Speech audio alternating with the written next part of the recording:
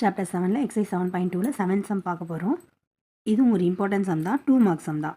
If the ratio of radii of 2 sphere is, ரெண்டு ஸ்பியரோட radius கொடுத்துட்டாங்க 4:7 ரேஷியோவில் கொடுத்துருக்காங்க. Find the ratio of their volume.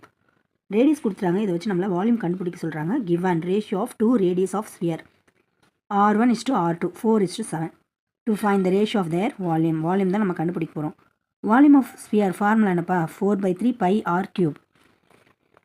So V1 by 2 sphere சொல்லியிருக்காங்க, அதனால் ஒரு ஸ்பியர் V1 ஆகும், இன்னொரு ஸ்பியர் V2 ஆகும். V1 by V2 equal to 4/3 πr1³ by 4/3 πr2³.